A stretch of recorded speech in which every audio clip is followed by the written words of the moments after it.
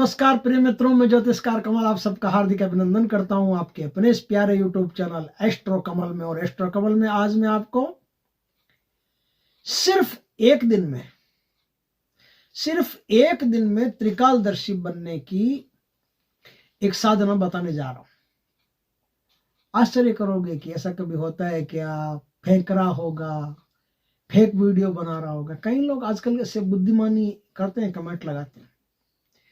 ये साधना नीमच मध्य प्रदेश के एक पंडित जी, जिन्होंने इस साधना को किया, ज्योतिष का काम करते थे। जन्म कुंडली, ज्योतिष, पंचांग में हेल्प करना, पंचांग बनाना, इस प्रकार के काम करते थे। उन्होंने इस साधना को सिद्ध किया एक ही रात में। देखिए दोस्तों, ध्यान से सुन लीजिए। साधना चाहे 6 महीने करो और उसके बाद में एक रात में सिद्ध हो जाए, या एक रात में सिद्ध करो उसके बाद में जीवन भर साधना चलती रहे। बात तो घुमा फिरा के एक ही है। कान को इधर से पकड़ो, चाहे इधर से हाथ को घुमा करके इधर से ऐसे करके पकड़ो, कान को पकड़ना है। साधना तो एक ही रात की है, एक रात में शक्ति सिद्ध हो जाती है। एक रात में आराम से इसको सिद्ध कर सकते हो। जो लोग ज्योतिष आदि में इंटरेस्ट रखते हैं, जैसे लोगों को जन्म कुंडली देखना, करना, हस्तरेखाएं देख करके भविष्य बताना, उन लोगों के लिए साधना बहुत जानदार है। वैसे तो कोई भी कर सकता है, जिसने गुरु दीक्षा ले रखी है वो आदमी कोई भी कर सकता है। साधना में भी दीक्षा अनिवार्य है, क्योंकि साधना के मंत्र जो है बड़े गोपनीय है, ऐसे नहीं दिए जा सकते। बाकायदा दीक्षा होती है, दीक्षित होता है साधक, उसके बाद में उसको विधि विधान दे करके फिर इस साधना को सिखाया जाता है। साधना एक दिन की है, लेकिन आप ये मत, इस गलतफहमी में मत रह जाना कि बस एक दिन किया काम खत्म। नहीं, एक दिन सिद्ध होने के बाद में साधना फिर नित्य करनी है। अब नित्य आपको क्या करना है? जैसे एक दिन तो आपको मेहनत करनी है, उसके बाद में 2 माला का रोज जाप आपको करना है। 2 माला का रोज जाप करते गए तो आपकी साधना अक्षुण्ण रहेगी, चलती रहेगी, और हमेशा आपको दूसरों के बारे में काल ज्ञान की बातें पता चलती रहेगी, इंट्यूशन होते रहेंगे, पता चलता रहेगा आपको। खुद अपने आप अपने भीतर ही सब कुछ पता चलता रहेगा कि जो जहाँ तक मेरे पास कुंडली दिखाने आया है वो कैसा है, क्या है, काला है, गोरा है, अपराधी है, सज्जन है, देवता है, देव मानुष है, आध्यात्मिक पुरुष है, पापी है, दुष्ट है, कैसा है। जो माता बहन दिखाने आई है वो कैसी है, उत्तम चरित्र की है, मध्यम चरित्र की है, पतित है, पतित पावन है, कैसी है, सबके बारे में पता चल जाए। तो आपको जो बताना हो वो चीज बता देना, जो नहीं बताना हो वो चीज हाइड कर लेना। अब कर सकते हो ऐसा काम, हाइड कर लेना, और कर भी लेना चाहिए, क्योंकि ये जो कालज्ञान की साधनाएं होती है ना, बड़ी खतरनाक होती है। एक बार सिद्ध हो गई, उसके बाद में आपको बहुत सारी बातें ऐसी होती है जो लोगों को नहीं बतानी होती है, और अगर हमारा उत्तेजनापूर्ण मन है, जल्दी से बातें मुंह से निकल जाती है तो मरवा देती है, फंसा देती है। कोई ऐसी बात जो नहीं कहने की, हरगिज नहीं कहने की, वो हम कह डालते हैं तो मुसीबत हो जाती है। इसलिए कालज्ञान की साधना करने वाले व्यक्ति को बड़ा धैर्य का परिचय देना पड़ता है, बहुत पेशेंस रखना पड़ता है। एकदम धीरे धीरे, आहिस्ता आहिस्ता, थोड़ा थोड़ा, हल्का हल्का बोलते जाओ, सोच समझ करके अच्छी तरह से बोलते जाओ। साधना एक दिन में होनी है। अब बताऊं कि साधना है किसकी। यह साधना मां तारा की एक सेविका है जिसका नाम है सोनी, SONY, सोनी। मां तारा की एक अनुचरी है जिसका नाम है सोनी। उस सोनी देवी की साधना है। और साधक ने यदि गुरु दीक्षा वगैरह ले रखी है और गुरु मंत्र का जाप कर रखा है तो इस मंत्र की भी दीक्षा लेकर के आप एक रात में सिद्ध कर सकते हो। यह शुक्ल पक्ष के द्वितीया के दिन सिर्फ एक ही दिन सिद्ध होती है, दूसरे दिन फिर इसका कोई दिन नहीं है। और आषाढ़ मास में सिद्ध करो तो सबसे बढ़िया है। ये साधना जहां से चल करके हमारे पास आई है, जिस बहुत उच्च कोटि के तांत्रिक से, उनकी मैं कई साधनाएं पहले भी दे चुका हूं। बहुत उच्च कोटि के तांत्रिक चित्तौड़ के, उनकी ये साधना है।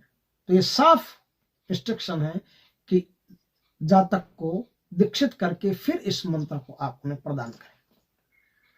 दोस्तों, ये साधना कैसे होगी इस पर थोड़ी सी चर्चा कर लेते हैं, क्योंकि कैसे होगी इस पर चर्चा आप विधि विधान में अच्छी तरह से बता दूंगा। मंत्र आप गुरु से दीक्षित होकर के प्राप्त करें, और जो सिद्ध माला है वो भी आप गुरु से दीक्षित होकर के प्राप्त करें, तो ही आपको प्राप्त और साधना सिद्ध हो सकती है। संभावना तभी रहती है। इस साधना के दिन, द्वितीया के दिन, उसके महीने, 1.5 महीने, 2 महीने पहले से आप ब्रह्मचर्य का पालन करना शुरू कर दें। जिस दिन साधना करनी हो, कम से कम 15 दिन 20 दिन का तो गैप चाहिए ही चाहिए। ब्रह्मचर्य का पालन शुरू कर दे। ब्रह्मचर्य अति आवश्यक है। साधना सिद्धि में सिद्ध हो गई, उसके बाद में आप एक संयमित ढंग से अपने गृहस्थ जीवन को चला सकते हो, कोई बुराई नहीं है उसमें। लेकिन इस साधना को करने वाले आदमी को पूर्ण सात्विक रहना चाहिए। पूर्ण सात्विक का मतलब ये नहीं कि दही भी नहीं खा सकते। पूर्ण सात्विक का मतलब होता है कि मांस मदिरा और ये जो चरस वरस जो आते हैं, क्या नाम इनके होते हैं, उन सब से दूरी रखनी पड़ती है बस। तो तामस से दूरी रखोगे, राजस से दूरी रखोगे, तो अपने आप ही सत्व है। तो आप खाने पीने में दूध दही इनका इस्तेमाल कर सकते हो, आराम से कर सकते हो, लेकिन मांस मदिरा का इस्तेमाल नहीं करना होता है।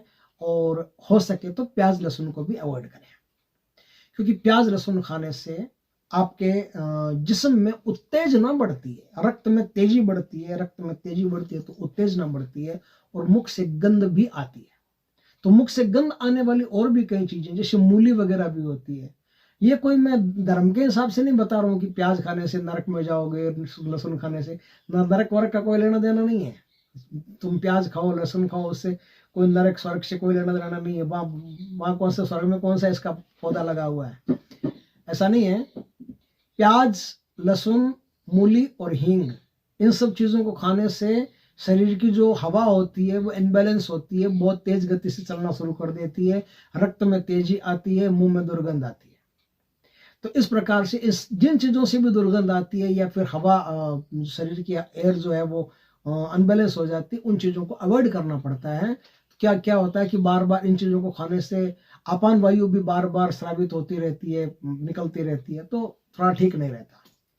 तो कम खाना होता है, कोई भी भोजन करो, भोजन लिमिटेड करना होता है, और रस लिक्विड वगैरह ज्यादा मात्रा में लेना होता है, तो सात्विकता है। तो अब ये तो बातें हुई वो जो अपन को करनी है कि साधना के बाद में आदमी थोड़ा दान पुण्य भी करता रहे, एकदम सात्विक प्रवृत्ति से रहे, सबसे हंस के बात करे, गुस्सा न करे, क्रोध करता हो तो पहले ही छोड़ दे। इन सब बातों को पहले जो साधना करता है उनके लिए किसी भी साधना में ये बातें लागू होती है। तो इन बातों को अच्छी तरह से समझ करके फिर आप साधना करें। अब देखिए, अब आप इस साधना को कैसे करेंगे, इस साधना का क्या नियम है, वो नियम बता देता हूं। जिस दिन आपको यह साधना करनी है, मान लो रात्रि काल में द्वितीय उस समय होनी चाहिए। रात्रि काल में 1 बजे से 4 बजे के बीच में द्वितीय हो तो ही काम आएगी। शुक्ल पक्ष की द्वितीय उस समय हो। क्या होता है, कभी कभी द्वितीय 1 बजे खत्म हो जाती है, 12 बजे खत्म हो जाती है, फिर तृतीया लग जाती है, या कभी कभी ऐसा होता है कि द्वितीय 4 बजे के बाद में लगेगी, हम बैठ गए पहले ही। नहीं, उस समय में द्वितीय होनी चाहिए। 1 बजे से 4 बजे तक द्वितीय सोनी चाहिए। प्रतिपदा के बाद में द्वितीय, तो वो द्वितीय 1 बजे से 4 बजे के बीच में होनी चाहिए। जिस समय होगी उसी समय यह साधना होगी और शुक्ल पक्ष में होगी। इस साधना की कुछ चीजें जरूरी आवश्यक शर्तें हैं, उन आवश्यक शर्तों को आप ध्यान रखें। हिंगलू का पत्थर आता है ना, हिंगलू का पत्थर, हिंगुल का पत्थर भी बोलते हैं उसको, हिंगुल का पत्थर भी बोलते हैं, और उसको क्या बोलते हैं, उसका एक नाम है सिंग्रफ। सिंग्रफ तांत्रिक साधनाओं में जब सुरक्षा घेरा कोई अति उत्तम लगाना हो, अति उत्तम का मतलब होता है कि आप उस सुरक्षा घेरा को बड़ा मेंटेन करके लगा रहे हो, तब सिंग्रफ का उपयोग करना पड़ता है। तब सिंग्रफ आपके पास होने जरूरी है। और ये लाल लाल कलर का एक पत्थर आता है जिसका हिंगलू भी बनता है। माताएं बहनें जो टिकी लगाती है, बिंदे लगाती है, वो भी बनता है, मांग में भरती है, वो भी बनता है। तो ये जो सिंग्रफ है, इस सिंग्रफ को आप बाजार से लेकर के आ जाइए। पहले अपने पास तैयार रखिए, साफ सुथरा छोटा सा टुकड़ा, ये आपके पास होना जरूरी। आप समझ गए होंगे यहां तक की कहानी को। तो जिस दिन साधना करनी हो उस दिन शंकर भगवान के पूरे परिवार की, शिव जी की, पार्वती जी की, गणेश जी की, कार्तिक भगवान की, नंदी बाबा की, नागराज, सबकी विधि विधान से पूजा करके आशीर्वाद मांग लें। और बाकी सबसे तो नहीं, मैं कहता हूँ अक्षर नौकरों का आशीर्वाद ले लें, माता पिता का आशीर्वाद ले लें, आपके जो कुल देवता कुल देवी उनका आशीर्वाद ले लें, जो भी आपके हैं सबका आशीर्वाद लेकर के तैयार रखें। समझ गए बात को? आशीर्वाद ले लिया सबका।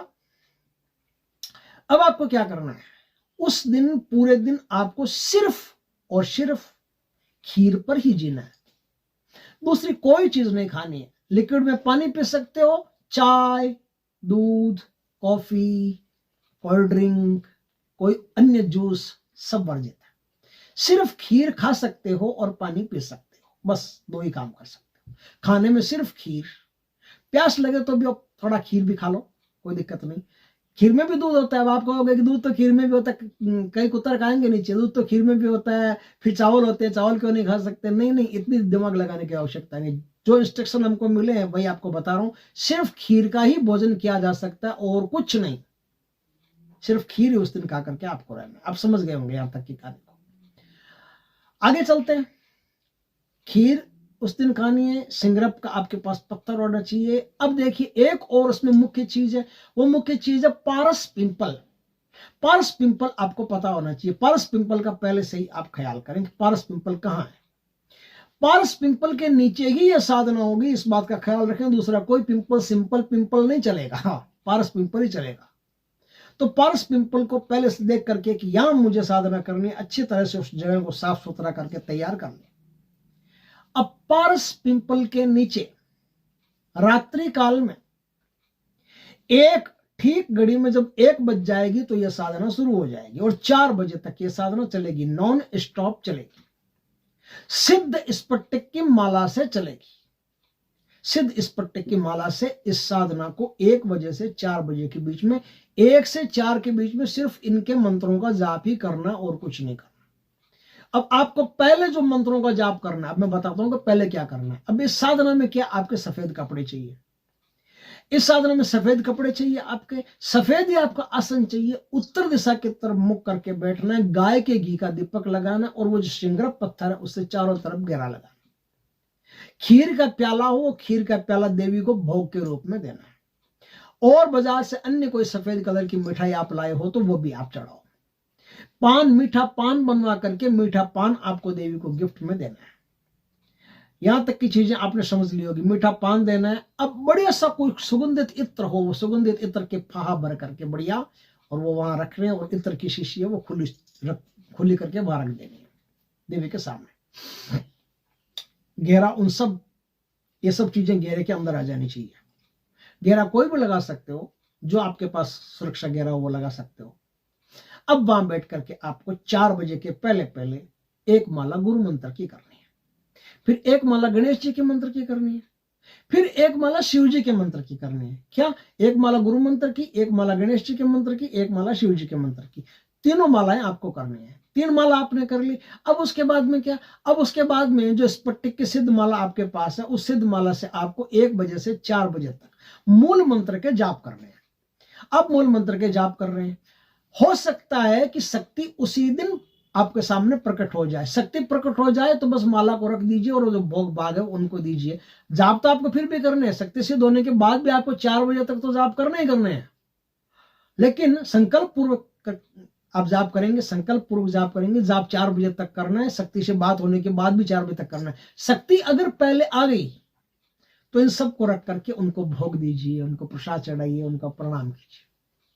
शक्ति राजी हो जाए, खुश हो जाए, आपसे बात करे तो उनसे कहिए कि मैं एक साधारणतया मैं एक ज्योतिष आदि का काम करता हूँ, या फिर लोगों के काल ज्ञान से संबंधित मुझे कुछ शक्ति अर्जित करनी है, कुछ ज्ञान प्राप्त करना है, तो देवी मुझ पर कृपा कर। तो बोलेगी कृपा है, तो आप उनको बोलोगे कृपा है तो मुझे 2 चीजें दो, 2 में से 1 चीज दे दो। तो बोलेगी क्या चीज? बोले या तो आप मुझे अपने पाजेब दे दो, पैरों में पहनने की जो पाजेब होती है वो पाजेब ले लो, या फिर आपको उनकी अंगूठी ले लेनी है। अंगूठी ले लो या पाजेब ले लो, दोनों में से कोई एक चीज ले लो। जब तक ये चीज आपके पास रहेगी तब तक सिद्धि आपके पास रहेगी। जिस दिन इसको आपने गंवा दिया उस दिन सिद्धि भी खो गई, फिर आप ढूंढते रहोगे, नहीं मिलेगी। अब वो देवी कहेगी आपको कि मुझे स्थान दो फिर रहने के लिए। कहाँ रहूंगी मैं आणविक रूप से आपके साथ रहूंगी तो मैं कहाँ रहूंगी? तो आपको स्थान क्या देना है? इस साधना में एक विशेष बात ये है कि आपके सर पे जो चोटी होती है ना, चोटी के बाल, बोलना मेरी चोटी में आपको स्थान देता हूं, मेरी चोटी में आके आप बस जाइए। उसी दिन से वो चोटी में आकर के आपके रहने लगेगी। अब आपकी साधना सिद्ध होगी। अब कोई भी व्यक्ति आएगा तो उसका थोड़ा थोड़ा थोड़ा थोड़ा करके आपको प्रैक्टिस करनी पड़ेगी। धीरे धीरे धीरे धीरे क्या बोलना, कैसे बोलना, उसके बारे में सब आपको पता चलता जाएगा। आप बोलते जाइए, आपको त्रिकाल ज्ञान किसी के बारे में पता चल जाए। इस साधना की एक विशेषता है कि इसमें कम से कम 10-20 लोगों की सेवा आपको रोज करनी होती है। 10-20 लोगों को त्रिकाल ज्ञान बता करके उनकी हेल्प करनी होती है। जितना बता सकते हो उतना बताओ, 10-20 तो कम से कम बता ही दिया करो, बढ़िया रहेगा। क्योंकि जितना इस साधना की शक्ति का आप उपयोग करोगे उतनी इसकी धार तेज होगी। धार तेज का मतलब क्या है? जितना इसका उपयोग करोगे उतनी साधना आपकी शार्प होती जाएगी और बारीक से बारीक ज्ञान दूसरों के बारे में आपको पता चलना शुरू हो जाएगा, जिससे सामने वाले की जिंदगी में परिवर्तन किया जा सकता है। ये इस प्रकार से आप साधना करना है। साधना के बाद भी 2 माला आपको रोज जपनी है, साधना सिद्धि हो गई। और साधना के बाद भी यदि बीच में जैसे आप 1 बजे बैठे हो, 1:30 बजे आ गई, फिर भी आपको 4 बजे तक मंत्र का जाप करना ही करना है। ठीक है। अब हर द्वितीया के दिन, शुक्ल पक्ष की हर द्वितीया के दिन बढ़िया मस्त आलिशान अर्जुदा एकदम बढ़िया खीर बनाइए। खीर बना करके सोनी देवी को भोग प्रदान कीजिए।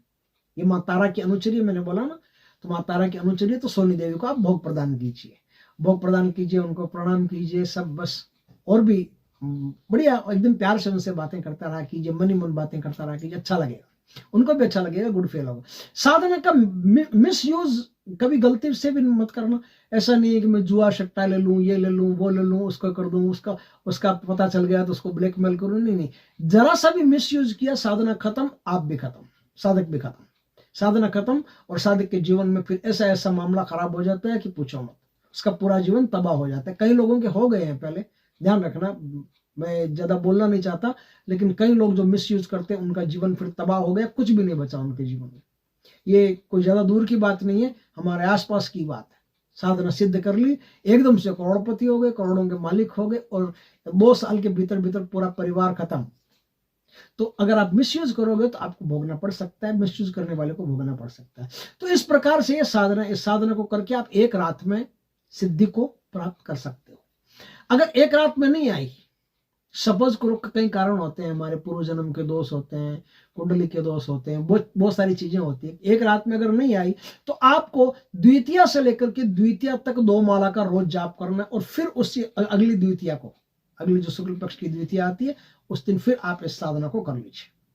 तो दूसरी बार में तो संभावना है कि पक्का शक्ति आ ही जाती है और आपको काल ज्ञान संबंधी जो भी आप दूसरों के बारे में जानना चाहते हैं वो आपको वरदान प्राप्त करवा देती है। इस प्रकार से बहुत शानदार शक्ति है, बहुत शानदार साधना है, जिसको करके आप दूसरों हजारों लाखों करोड़ों लोगों का भला कर सकते हो। और मैं समझता हूं कि आपको ये सब जो है ना, अपना दरबार वगैरह कुछ भी लगाओ, दरबार लगाओ या फिर अपना ऑफिस लगाओ, ज्योतिष आदि का काम करते हो, एक नियत फीस रखनी चाहिए कि भाई जैसे मैं अभी किसी की कुंडली देखता हूं तो मैं कहता हूं भाई मेरी 1100 रुपये फीस है, आपकी मर्जी है, दिखाना हो तो दिखा देना, नहीं दिखाना हो तो आपको ज्यादा लगे तो मत दिखाना। नियत फीस आपको बनानी चाहिए कि भाई मैं इतने रुपए ही लूंगा, मैं 551 रुपए। अगर आपके पास ज्यादा अगर क्लाइंट आते रहे तो ज्यादा, अगर वो लोग पूछने वाले आते रहे, जहां तक आते रहे, तो आप कम फीस रखिए, 251 551 फीस रखिए। भाई सुबह से शाम तक 20 लोग भी आएंगे तो आपके तो बहुत है, तो 251 रुपये फीस रखिए, छोटी सी फीस, ताकि कोई गरीब आदमी भी दे सके और उसको भी आप बराबर टाइम दे करके विधिवत ढंग से ईमानदारी से उसका काम करके जो चीजें उसके काम की सिर्फ उतना ही उसको बताना है, बिना काम की चीज उसको नहीं बतानी है। पता तो आपको बहुत कुछ चलेगा लेकिन बिना काम की चीजें नहीं बतानी है। इस प्रकार से एकदम नीति नियम से इस काम को आपको करना, ये बहुत शक्तिशाली चीज है। इसको करके आप बहुत कुछ अर्जित कर सकते हो। पैसा तो आपके पास वैसे ही बनता जाएगा, तकलीफ क्या है भाई। अगर 251 भी लोगे ना तो सुबह से शाम तक अगर 20 लोगों का काम करोगे तो भी बहुत पैसा होगा, बहुत पैसा होगा। 4-5 हजार रुपये हो जाएगा सुबह से शाम तक। क्या चाहिए, 4-5 हजार रुपये कम थोड़ी होता है, 20 लोगों का काम करोगे तो भी हो जाएगा। तो काम आपको करना और कम से कम फीस में करना, इससे शक्ति आप पर हमेशा खुश रहेगी कि यह आदमी वास्तव में दीन दुखियों के लिए काम करता है। दक्षिणा लेनी जरूरी है, अपने काम की दक्षिणा लेनी जरूरी, क्योंकि आपने मेहनत की, आपने शक्ति को सिद्ध किया, सारे काम किए। और उस दक्षिणा में जो भी आप 4-5 हजार रुपये जो भी रोज का कमाओ, आप जितना भी कमाओ, उसमें से 10%, 20% गौशाला में, गायों में दान पुण्य आप करते रहा कीजिए, ताकि आपकी शक्ति हमेशा आप पर खुश रहे और हमेशा आपको बढ़िया से बढ़िया चीजें बताती रहे। दोस्तों वीडियो अच्छा लगे तो लाइक करना, कमेंट करना, शेयर करना। पहली बार हमारे चैनल पर आए, चैनल को सब्सक्राइब करना, पास में से बेल आइकन का बटन दबा देना, ताकि हमारी ज्ञानवर्धक जानकारी पूर्ण वीडियो सबसे पहले आपके पास आ सके। जय श्री कृष्ण दोस्तों।